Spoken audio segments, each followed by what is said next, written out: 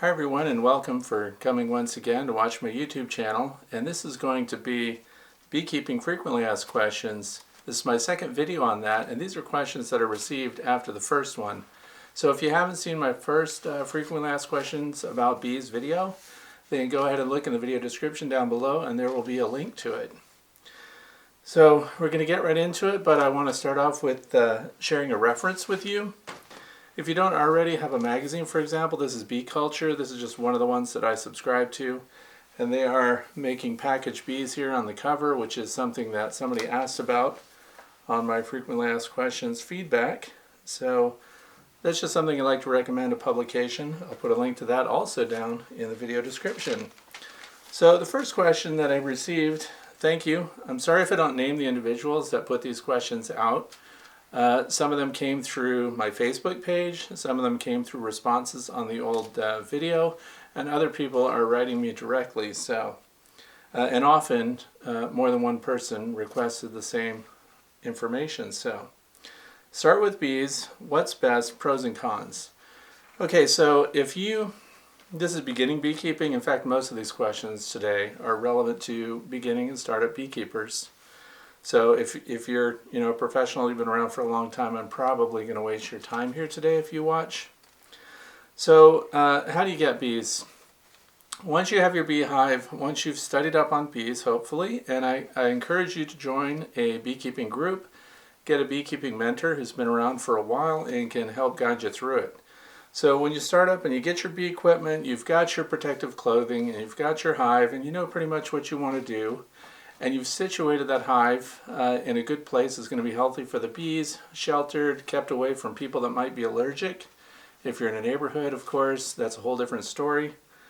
But you have kind of three basic choices. You can get a swarm, which are feral bees. That's a swarm of bees that have left a managed colony in general, although they could have come from a nearby bee tree in the woods.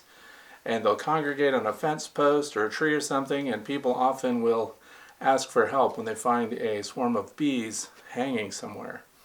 Now, those are free bees.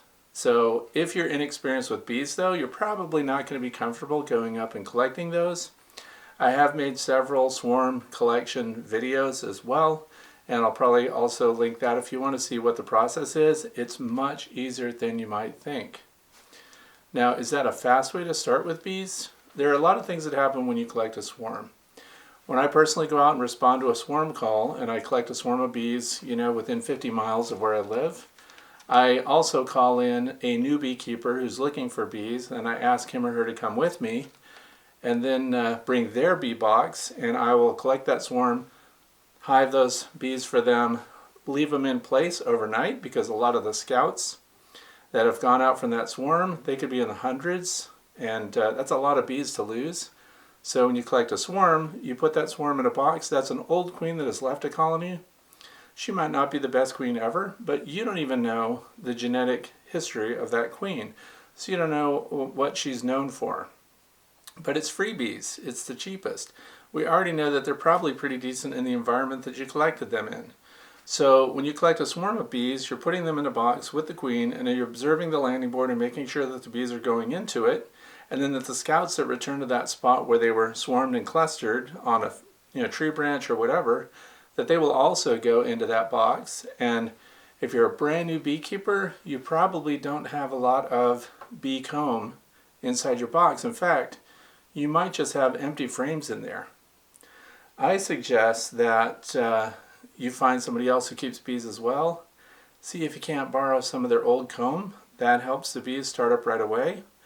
And in some cases, if you have your own apiary and you're just expanding, you can pull a frame of brood and put that in with your swarm, and they will stay, and they're less apt to abandon a hive that has bee pupae already in it than if it was just an empty box. So there are a lot of ways to make sure kind of that the swarm stays. You can spritz them down with sugar water and so on to help encourage them again to start feeding right there. And unless they find a better spot than your bee box, those are now your bees. So after that overnight, you close them up, you put screen on all the entrances and stuff, you don't want to suffocate them, and then they transport those back to your apiary, and hopefully it's many miles away from where the swarm occurred. Otherwise you might lose some of your bees back to the old site. So the swarm is the cheapest and has variables as I described. The other thing is you can buy packaged bees. So if you know a company, somebody that's selling queens that have been mated and they package them up in bees, and they can actually mail them. I've gotten these through the U.S. mail in the past, and some people will ship them. Like you'll send a representative from your beekeeping group to go down and physically pick up 200 or 300 packages of bees, and they'll come back to you, and they'll come in a screen box like this. This is an old one. I carry this stuff around just to teach people what the package looks like. It's got a heavy screen, wooden box, and the top would have like a small Hi-C can, and that sits down in this crossbar in the middle, and that is feed, sugar water for the bees while they're in transit so that they don't starve. Now what happens when you get packaged bees, usually it's 3 pounds or 5 pounds of bees, they're not necessarily mated with the queen. So what they're doing is they're shaking their bees out into this box, and then they're taking a mated queen in a queen cage like this, and they're just going to lower her in there, and then they're going to staple this on the top, and they're going to leave them in there, and she will have workers with her as well. And that's why I mentioned Bee Culture Magazine at the beginning, because that's exactly what they're doing on the cover this month. They're shaking thousands of bees through these cones into these packages, and then they're going to ship them out with mated queens that are not associated with those worker bees. So what they've done is in transit, they're kind of getting to know the queen pheromone there, and then you will remove the top, pull the can out, take the queen cage out, and then you're going to invert this on your box and introduce them to your hive box that should be waiting and ready to go. Now, you're going to wait 25-26 days before you see baby bees. So this is a little bit faster than the swarm because you will have 3 pounds of bees. The more workers you have, the quicker they'll be able to build up. And you have a mated queen that is new, where in the swarm you have an older queen that's already been rejected by a colony.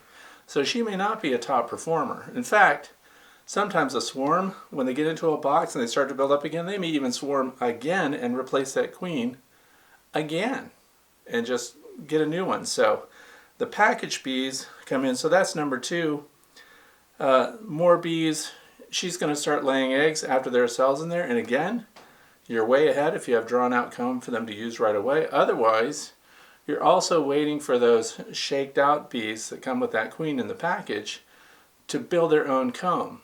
So there's a delay there. She can't go in and start laying eggs right away if she has no cells in which to deposit her eggs. So that's a slow build-up too, and as I said, you're looking at almost 30 days before hive strength starts to be, the colony starts to be replenished with new hatches.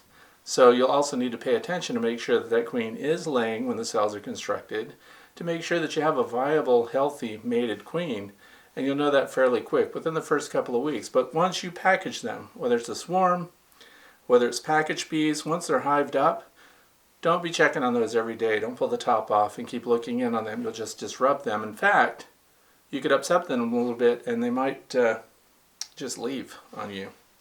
So then the fastest and most expensive way, those are nucleus bees.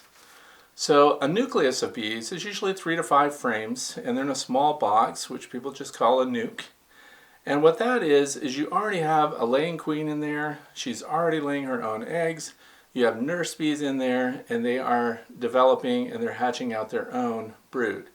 So they are already in lay, they're already in development, they're already hatching out. So when you take those frames out, and they'll be full-size deep frames that go into your brood box in your own hive, when you put those in there, then they're hatching right now, they're developing right now, and that is the fastest way to build up your own bee colony. A lot of people that start with nucleus bees end up harvesting honey their first year if they're anxious to do that. But you need to make sure to allow them time to build up. But that is the most successful and the most expensive, and the most immediate results will be with nucleus bees. So again, the swarm, if you get those, you don't know the genetics of the bee, they're already in the area, they may swarm on you again, and if you don't already have comb and resources for them in your hive, you may lose them. So, but they're the cheapest, they're free bees. The second is, of course, the packaged bees as I described. You're buying in bees of a known stock. You have a queen of a known genetic line, and she's already mated, but there is, of course, that 30-day delay before those bees are hatching out and replenishing their numbers within that hive. So then the fastest and most expensive buildup is the nucleus, 3 to 5 frames. If they give you 5 frames, full frames of brood, you've got a really great nucleus to start your colony with. That's a lot of bees. They're going to be hatching out every single day. The queen's going to continue to lay. When they hatch out of their cells, the queen is going to follow right behind them and lay more eggs, and then they're going to hatch out in 21 days. So that's a fast buildup. So if you've got the money, $150 to $200 usually for a nuke. Packaged bees might cost you $75 to $120, and then the swarms, you know, they're free. They're in the environment. If you learn to collect swarms from someone else who can share that with you, the procedure, you can actually build up your entire apiary just by responding to swarm calls and filling box after box after box, especially if they happen early in the year. Don't get a swarm of bees in August and September. Some people don't even want to collect them in July. If you're getting swarms late in the year, their chances of survival are profoundly reduced. Where I live in the northeastern United States, we're in the polar vortex right now, so tomorrow we're going to have negative 35 degrees Fahrenheit without factoring in the wind chill. That's how cold it is here. If your bees are started late in the season and you're hoping to get them through winter, July, August, and September swarms, some people even get swarms in October and November. They're semi-doomed. So you're really going to have to get, number one, a huge swarm of bees, and you're going to have to nurse them into the winter. So those are the 3 choices. That's all I can pretty much think of for starting off with bees, pros and cons, what's best. So for me, you have the money, best is a nuke. Nucleus bees, they're the best. You know everything about them, they're already established, they start fast. Okay, number 2, I didn't bring a pen with me to mark these off. When to expand the hive, all at once or as they build? That's a really good question because it's something that a lot of people make mistakes with. When you're brand new with beekeeping, and I have an educational hive here. This is a mini hive. This is what people see. You buy a kit, you know, you get a landing board, you get a brood box, you get a honey super, you get an inner cover and an outer telescoping cover. Now, when you're starting with bees and you've just put that package in there for those packaged bees, or you've just collected that swarm, how big should your hive be? Well, you don't want them to have a huge amount of space to work with. So you take off the top cover, take off the inner cover, take off your honey super, which is full of frames, and what you want is just a deep bottom box. Now this is a 10 frame. This of course is miniature because it's used for training. But this is what you're going to put your brand new bees in. And so you're going to have the landing board, and because they're new, you're also, there's an entrance reducer tucked up inside there a little bit. Let me pull that out. So when they're brand new, they also can't defend the hive very well. Their numbers are low, and remember, in packaged bees, they're still getting to know the queen, so you can't even release the queen right away. But so you'll put a small entrance reducer in there so that the bees have a very small area to protect. And once you've put your bees that you've bought in there, you're going to leave them in this box right here. And then what you're going to put on that is just the inner cover. You might be putting feed on this cover, so you might have a hive top feeder to put on here or something like that, in which you would still use the box to put the feed on to get those bees started. Because when you have a brand new colony, they're trying to build up, and if you get a couple of weeks of rain, they're going to fall way behind, so you want to provide for them. And then of course you have your telescoping cover that goes on that. When you're starting out, this is what your colony should look like. As they fill out those frames, as they use that. So for example, let's say you got a large nucleus colony and you put 5 frames in here. This is 10 frames. So they still have frames to the outside that they're going to expand into and they're going to use. Then as that fills up, and as all these extra frames on the outside fill up, then you're going to add the next box. But that may take some time. And then when you do add the next box, you're going to put a queen excluder on there, then you're going to put the honey super on there. So don't expand early. Some people buy kits that have 3 or 4 medium supers already with it, and they just put the whole thing together and say, well, eventually they'll do that. No, because then what happens is they might fail to fully utilize that bottom box, and that queen might migrate up into what should be your honey supers later, and she might start laying up there, and then they'll abandon the lower box. So you want to keep them in the lower box till they establish that for their brood, and then you want to expand up with a queen excluder in place. And that's how that goes. So when to expand the hive? When it's full, when the resources are used. If you see a lot of numbers of bees and they start to collect on the outside, now sometimes they do that because it's really hot and there's a lot of honey in there, it's during a nectar flow, and they're collecting, they're bearding on the outside. It looks like the hive has grown a beard of bees, and it doesn't seem like the hive can physically accommodate those bees anymore, and then you look inside and it's full of honey, wall to wall, you're going to have a swarm. So you're going to need to expand the space that they have to continue to make comb, and of course you expand up. You don't add a new box underneath on the bottom, you add a new box up on top, because bees naturally migrate up as they expand. I hope that makes sense.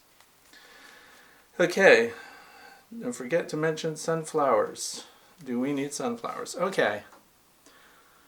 That's kind of a very specific plant to name, but sunflowers, one of the things that I want to talk to you about when it comes to sunflowers, we have a lot of people recently that are talking about pollinators. The monarch butterfly, for example, the winter counts are in for the monarch butterfly. They're at an all-time low. So in other words, for as long as they've been counting wintering over monarch butterflies, this year, 2019, they have the lowest count since they started doing that. So people say, well, so what? It's a monarch. Who cares? Well, I care. But the other part of that is, it's not a standalone thing. A monarch is a pollinator. So it's serving as a sentinel for the fact that all pollinators could ultimately be in decline. So growing things for your pollinators is very important. I did another video that shows a lot of different plants that we use to improve forage for the bees. One of the reasons I want to talk about the sunflowers is sometimes we're buying sunflowers for the bees, and then of course after they've pollinated and they get their resources from the sunflowers, they get their pollen, for example, and they get nectar from sunflowers. You're not going to get sunflower honey really, because it's not a huge amount of nectar. But the thing is, a lot of the companies that are selling sunflower seed are selling pollen-free sunflowers, and that's because they claim it's so that when you take cuttings from these sunflowers and you put them on your table, the pollen doesn't get all over the table. Make sure that the sunflower varieties that you're buying, if you're really thinking of bees and pollinators, you want to get the ones that are loaded with pollen, because you want your bees to get the pollen off of that. That's the resource. So that's the thing about sunflowers. Vitamins for bees. This is something that everybody is kind of sketchy about. You go to a Whole Foods store and you buy a bunch of vitamins. Vitamins and supplements and things like that for people don't have to be validated. And rather than get deep into that, it is no different when people are selling vitamin supplements for bees. So if someone is selling essential oils and saying that your bees will be healthier because of essential oils, your bees will be more productive. In fact, some people will even make claims that varroa numbers will be in decline if you use essential oils with your bees. I'm not going to name any of the companies whose essential oils I've tested. I do practical tests. In other words, I put the essential oils, the primary ones that are on the market, there are 4 now, and I mix them with sugar water, and then I also have sugar water without the essential oils out there, and the bees prefer the sugar water that does not have the essential oils added. Does that mean essential oils are not good for the bees? That's not proven. Are essential oils good for the bees? Equally, that's not proven. If you know of a scientific study that has been done that absolutely proves that essential oils, no matter what company's making them, if they have shown a health benefit scientifically, then I would like to know about that, and please put that down in the comments to this video. Because I have done searches everywhere. I talk to entomologists. They kind of and haw about essential oils. So what's the benefit of it? I can tell you what some of the benefits of essential oils are, and that is that if you're adding that to your sugar water doesn't spoil as fast. So if you've got these big tankers of sugar water in your hive top feeders and things like that, and you don't want that black mold to start to develop in there, then adding some essential oils actually extends that and keeps it from spoiling. I also use essential oils now, specifically Honeybee Healthy is what I've been adding to my sugar water, and instead of a smoker, when I open up my beehives, if it's a nice warm hot day, I spray them with essential oil laden sugar water, because the Honeybee Healthy has a strong scent to it, and it does intercept and interrupt the pheromone that's already there in your colony of bees. So you can actually use that in place of a smoker. So you're giving them a treat, and you're also blocking the pheromone and calming your bees instead of smoke. So beyond that, what's the benefit to the bees? I don't even know. And as I said, if you know, so I know of no vitamin supplements that you can add for your bees. I know everybody wants to do everything they can for the bees they have, especially when you just have a couple colonies and you can really afford to do anything for them. There is nothing right now that I can think of that is proven out that you can add to their sugar water as a vitamin supplement that will, notably and in a verifiable way improve the health and well-being of the bees. Now, I've been trying that this year and last year. We've been feeding them sugar water, giving them the option.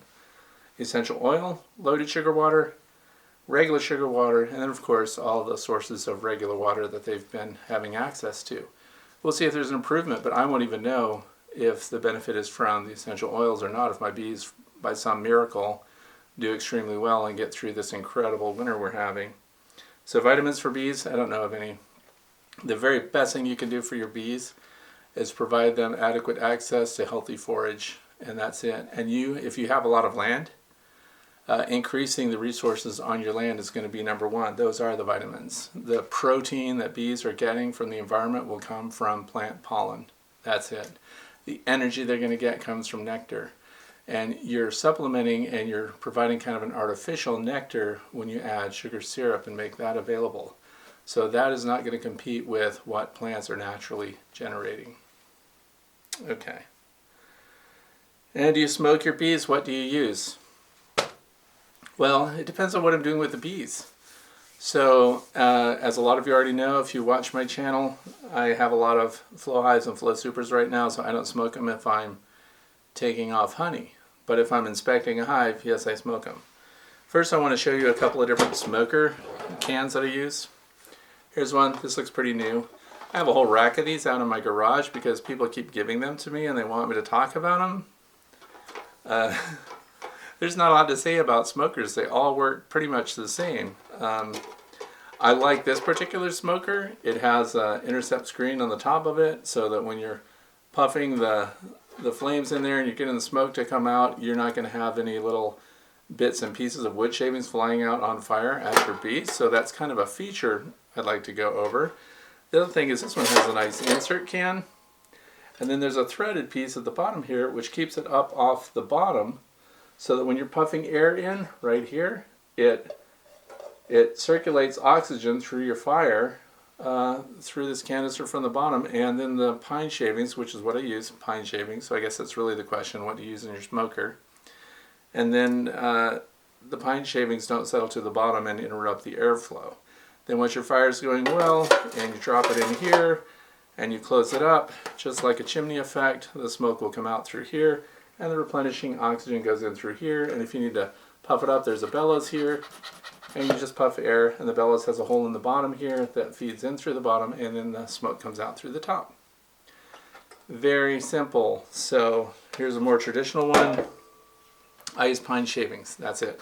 Same pine shavings I use for bedding for my animals. So pine shavings that I use in the chicken coops, out in the goat shed for the fainting goats, it's all the same. Here's another one, kind of a more traditional design type, but the principle is the same. This one also, well, it's full of pine shavings right now, so it's ready to go. I don't use a lot of smoke.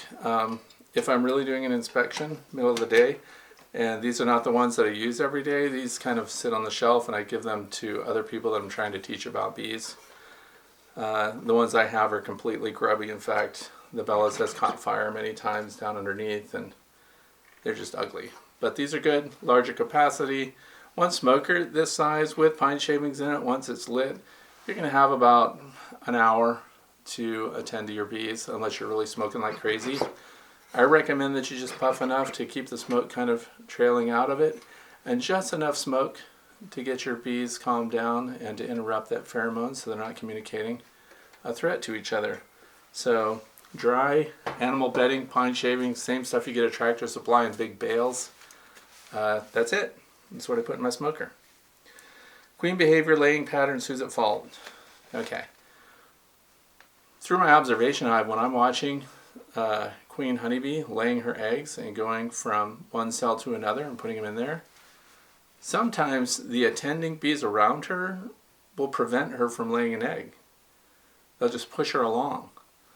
Also, the queen has been laying eggs where the workers don't want her to, and I've actually seen worker bees come along behind the queen and eat the eggs. So, in some ways, the attendant bees inside, what we refer to as nurse bees because they're on the brood frames and the brood comb, they have a lot of influence and power over where that queen is laying and whether or not they're going to tolerate her putting eggs there. So the other end of that is you also might have a faulty queen who lays an egg here and then walks over 5 or 6 open cells, then lays an egg there, and then goes down to the bottom of the frame and lays an egg there. That's a terrible queen, because you want those eggs to be clustered in groups so that the nurse bees can warm them and maintain that brood at a constant temperature. And even they'll lick water over the surface of that too to maintain the humidity levels, and then hatch those bees in groups. If you pull up your brood frame, it's a shotgun effect of a bunch of newly hatched bees and they're just holes spread out everywhere. That's not a great pattern, so you do have kind of a queen that's random in her pattern for laying eggs. So the question is, you're going to have to directly observe whether or not she's being directed by those nurse bees that can get kind of bossy. Keep in mind that bees ultimately turn on their queen eventually and run her off. So the queen is not really in control of what's going on in those brood frames all the time. So you might not have a bad queen. You might have bossy brood minders there going around pushing her around. So who's at fault?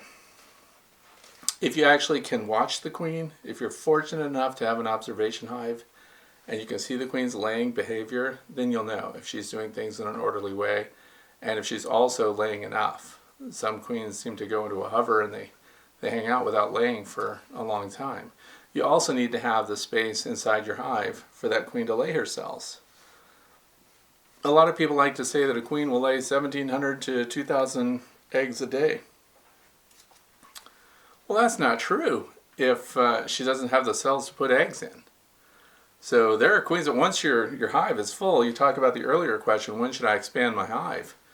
Well, when your queen has run out of space and your bees have packed all the pollen and honey around those frames and there's no empty cells for her to lay in, she's kind of stuck. A queen is supposed to, during periods of productivity, she will lay her weight in eggs each and every day. But we're talking about maximum capability. If she doesn't have cells to put her eggs in, she can't do that. So it's also the worker's responsibility to expand the colony and preserve enough space and have open cells for her to lay her eggs in so they can grow the brood.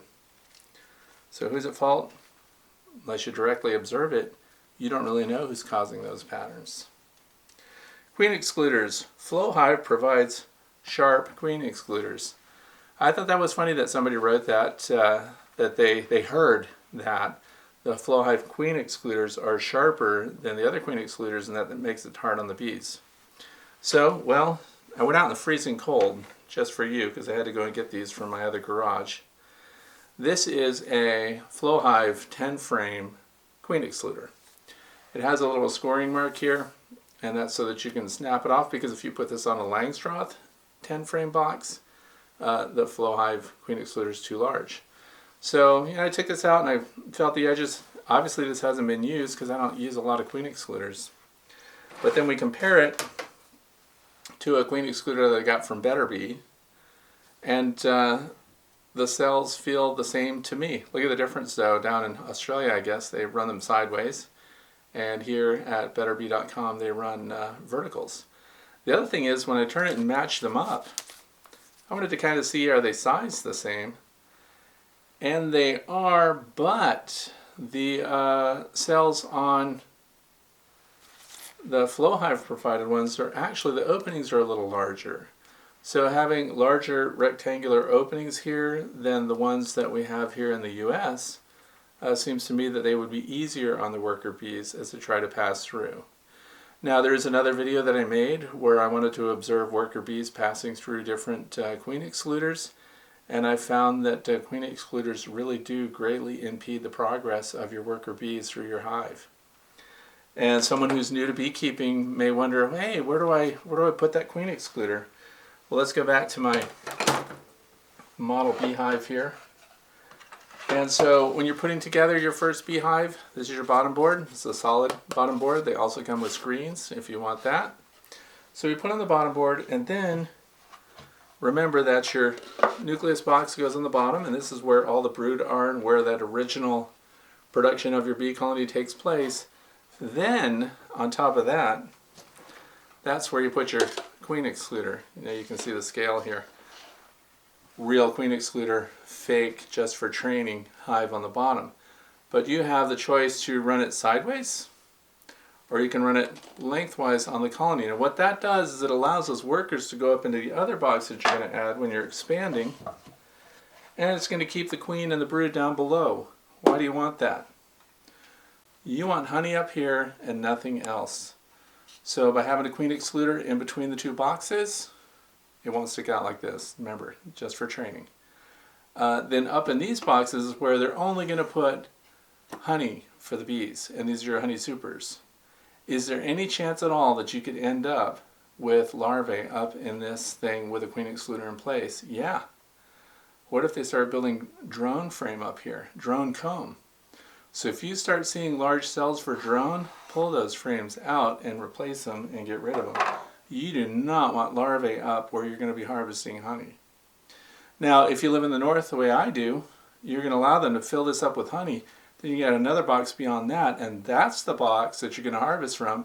You're going to leave this box. If this is a deep, you're talking 50 to 75 pounds of honey from that one deep box. That's going to get your bees through winter. Don't be anxious to harvest that off. So anyway, that's where your queen excluder goes. Then if you want two deep brood boxes, then you let them build it up and you don't put your queen excluder on until the second box is on, and then you put it above that. If you're putting on a flow super, on a flow hive, your queen excluder goes directly under the flow hive flow super. So that's that. Queen excluders, flow hive, are they sharp? Not any sharper than any other queen excluders that I've found. I also don't use the metal queen excluders. Some people have said I think that metal queen excluders might have larger openings in them. I don't know because I don't have them and I just don't use them. But I can answer that the FlowHive ones are not sharper than the others. Can I sell my honey? Okay. Well, this comes up because people are concerned that they can't sell their honey because they're not a licensed business, they're not inspected by the Department of Agriculture. They want to keep from getting in trouble for selling a food item. So here's the thing, in my state, I live in the state of Pennsylvania in the United States. What happens here is if you are the producer and the seller, just for example, if you've got a vegetable garden and you grow vegetables and then you have a roadside stand on your property right there, and the people drive by and they stop and they buy your, your carrots and your cucumbers and your squash and all that stuff directly from you, you are not under the same requirements as someone who, for example, loads up a truck of corn and delivers it to someone else who acts as the middleman who sells your produce. Honeybees fall under the Department of Agriculture in my state. And the honeybees, if they're going to produce honey and you're going to sell the honey, and if you're jarring that honey and you're hand delivering that to the person that's going to consume it, that is very different. You don't have to be licensed. You don't have to be inspected by the state.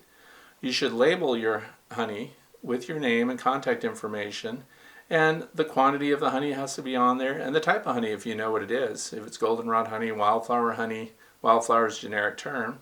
wildflower honey, clover, goldenrod, stuff like that, buckwheat. So you do have to have minimal labeling on it, and it should be known where that honey comes from. But because you're direct selling it, you're really not in the business of selling honey, and you don't fall into a category that requires you to be inspected by the state, for example. So the Department of Agriculture does not have to come and certify you before you're selling your honey, because you are a producer seller. And again, if you're going to go to Whole Foods and deliver, 100 quarts of raw honey and you want them to sell it for you, now you're in a whole different category and you are going to have to register. So visit your Agricultural Extension Office, contact the Department of Agriculture, let them know specifically what you're doing, but mostly they'll have those descriptions of what requires you to register already on their website, so you won't even have to talk to anybody. It's pretty clear. The other thing I'd like to point out while we're talking about that, can you sell your honey? If you're keeping honeybees in the state of Pennsylvania, now every state controls this their own way. In my state, you are required by law to register your apiary with the Department of Agriculture, and you're going to pay an annual fee to do that, and then they're going to send you a certificate that has your apiary number that shows that you're registered. Now that means that you could be inspected by the state bee inspector. Right now I think there are 3 or 4 state bee inspectors that go around and come to visit different backyard apiaries. The chances of you, like let's say you have 2 colonies in your backyard and you registered and everything else, what are your chances of actually being inspected? Actually very slim. I've been keeping bees for a little over 12 years, and I've had the state inspector come to my property and inspect me 3 times in all of that time. So, and I also had clean inspections. My Varroa counts were so low that they didn't matter. I had no evidence of foul brood of any kind. I had no other sicknesses in my colonies. So I basically kind of fell off the chart as far as being, a priority to come and be looked at. So registering doesn't mean, some people get all upset and like, I don't want the man involved in my backyard apiary. Well, it's the law though. I mean, I don't know of anybody that's being charged, like if you don't register, what happens, and when somebody finds out, do you get in trouble? I don't think you really get in trouble. But I see it as giving my $10 a year or whatever it is to keep my registration current. Number one, I get to know if somebody in my area has foul brood or something like that, I know to watch out for it. They can also give us alerts about different issues that are going on with apiary management. So it is worth registering. Don't look at it as, the government's in your back pocket all of a sudden. Do you know why my state has the state inspection program from the Department of Agriculture anyway? It's because the State Beekeepers Association got together and they wanted to have an entity that would come and inspect and manage and enforce regulations on honeybees. So it actually came from the bee inspectors, from the beekeepers. It wasn't something that came from the Department of Agriculture and went after the beekeepers. So it was requested by beekeepers, and that's because it's a good thing to know what's going on, it's a good thing to be inspected, and it's a good thing for the state to have a consensus of where bees are being kept, their survival rates, what kind of issues they're facing, and what kind of die-offs they're experiencing.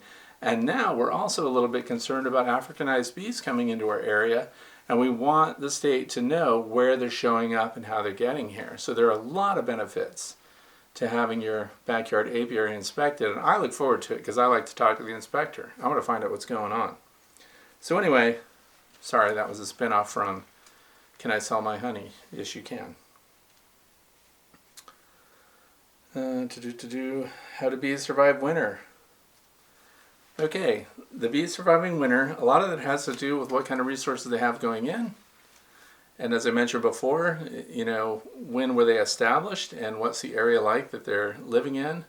Strong colonies going into winter, and of course it differs depending on where you are geographically. I just put up a video within the last week that showed that my beehives have a foot of snow on them. And that even though there's all this snow packed around my beehives, your instinct is to go out there and scrape away the snow from the landing board and everything else, because those bees have to breathe. If you take the time to go out there and look closely at your beehives, you'll actually see, even through deep snow, there are these little tunnels coming out next to the hive, and those are vents. The snow is insulating your hives against the wind. The wind is the number one thing we want to keep out of our beehives. You want ventilation without wind that actually causes them to cool down. The other thing is you don't want it to be overly wet inside your beehive because things that are damp can't stay warm very well on their own. So you need to have plenty of feed for them to get through winter, and as I mentioned before, I do that by leaving that second box on the hive with food resources in it. I don't draw off that honey, and that's to get them through winter. Then I go around with a thermal camera. I use the FLIR C2, it's called. And what I do is I go around, like right now it's 10 degrees outside, so if I go out there and I look with that, it's going to show hives. The surface temperature there just inside the hive is going to be about 20 degrees, 19 degrees. So any raise in temperature on that hive shows me that those bees are alive in there. The last thing I want to be doing is pulling open a hive to see if my colony is doing okay or if they're dead or not. Now the other thing is, when I'm looking at them with a thermal camera, I can see where the cluster is. So if that's still in the bottom box and we're now at the end of January, I know that the next box above them is still full of honey, so they have a lot of resources. On the flip side of that, if I go out there with that thermal camera and I look at that, if I have 3 boxes together, let's say, and the heat is right between the second and third box, like within 8 inches of the top, they're already getting to the end of their resources, because what they're doing is they're consuming the honey on their way up. The cluster moves slowly up. So I have to be ready to do some emergency feeding if we get a warm day. So that's how I get them through winter. I close them up, make sure they have lots of resources. Hopefully it's a strong colony. And I don't do any advanced insulating. I might insulate or put an insulated roof on it, but that's the end of it. This year, different from other years, is I do not have an upper entrance or a vent. So sometimes you'll see a box. Where's that? You see a box, and right in the handle here, you'll see a little hole. That's an upper entrance, which also acts as a vent through winter. But you can close that up and you can actually vent through your roof of the hive. Just have little slats that are not big enough for bees to come and go from, but just enough to allow some air movement and to get some of that humid air out of there. And that's going to help your bees stay warm in winter. So the food, shelter from wind, and then of course enough bees that are healthy to get you through. So that's what I do. And then this year in particular, because of this deep freeze we're headed into still, it hasn't even gotten as cold as it's going to get.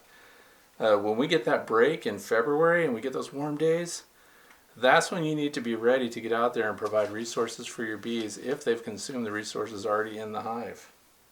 Because once they start brood, that's when they get to a critical stage. And can you heat a beehive? You could heat a beehive. You could heat a beehive, but you shouldn't, in my opinion. People are talking about this week. I heard some people say that they move their bees into their barns, things like that. I don't do that, and I don't heat my chickens either. The only thing in a chicken coop that I'm going to heat is their water. That's because they need access to water to help them hydrate, to help them survive the cold. What they need to be out of is a draft. If your honeybees are out of a draft and there's ventilation but it's not drafty, that cluster is going to make it.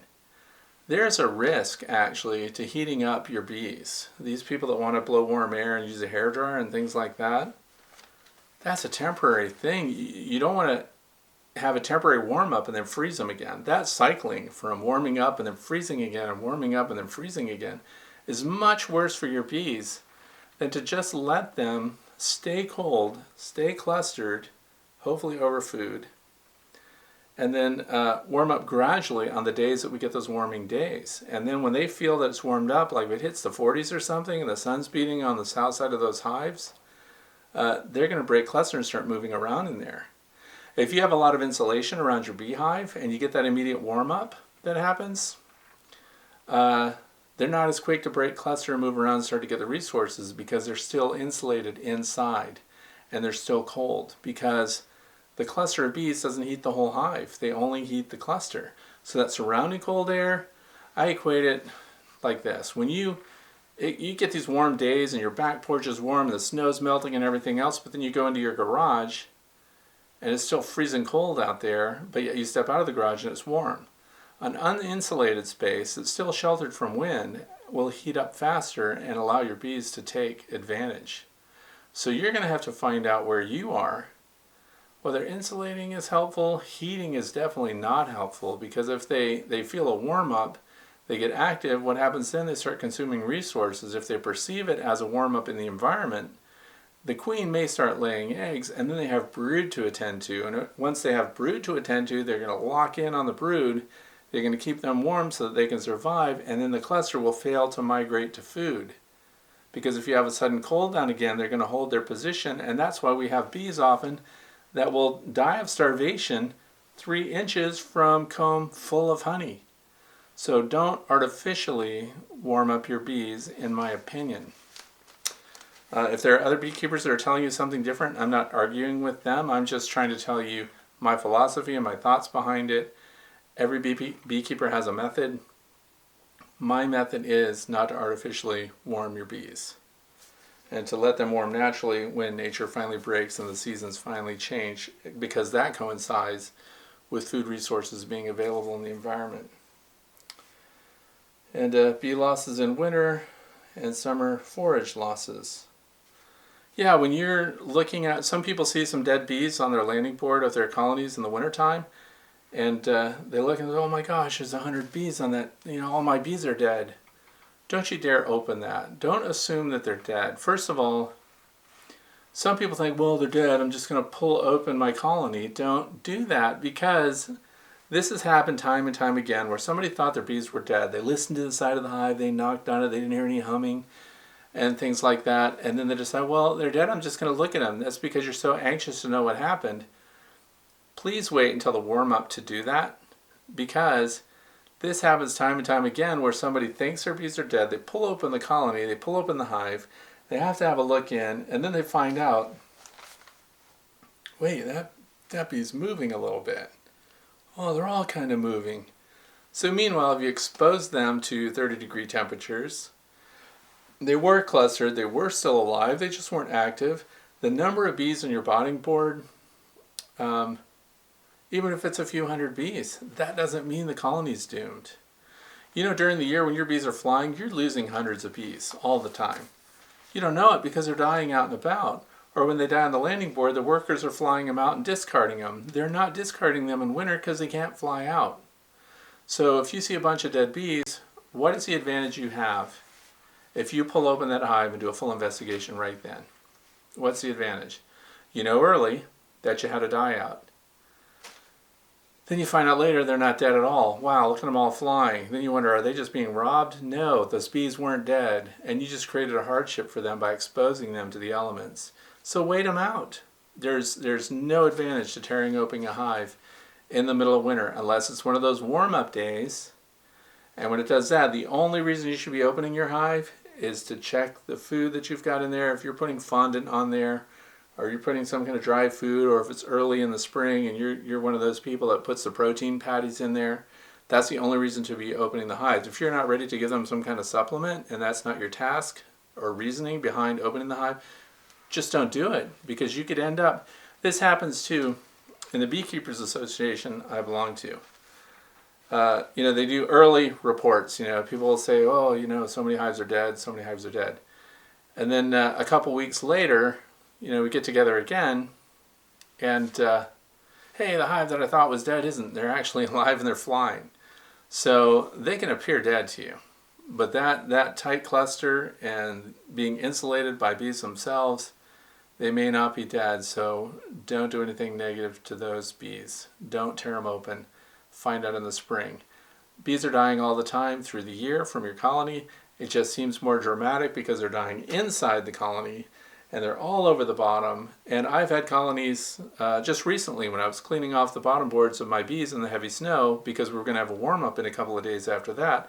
I needed to make sure that they had an egress route that they could do cleansing flights from. One of my biggest colonies had hundreds of bees piled up against that entrance. So I scraped them all out. Now, if I were new, I would think, man, that's dismal. These things are really dying off. No, there's a huge cluster in that colony. There's a lot of bees in there. And the cluster is centered because I have the advantage of that thermal camera. They're centered on their food. So they're still surviving. please don't panic and feel like you have to tear open a hive during winter. And that's my last question. Thank you again for those of you who actually took the time to send me questions and ask questions, and please post questions down in the comments section below if you'd like to see me address something else. If you want me to show more stuff, I know it's kind of boring, maybe just have me stand here and talk about it, but you'd rather see things. Remember, my apiary is under piles of snow right now and it's only going to get worse. But I'm more than happy to discuss my methods and rationale behind what I do. And thank you for taking the time to watch, and for taking the time to contribute your own questions. Much appreciated. And if you like what I'm doing, please take a moment and just subscribe to the channel or click a like on the video and let me know that you cared about it. Thanks again for watching.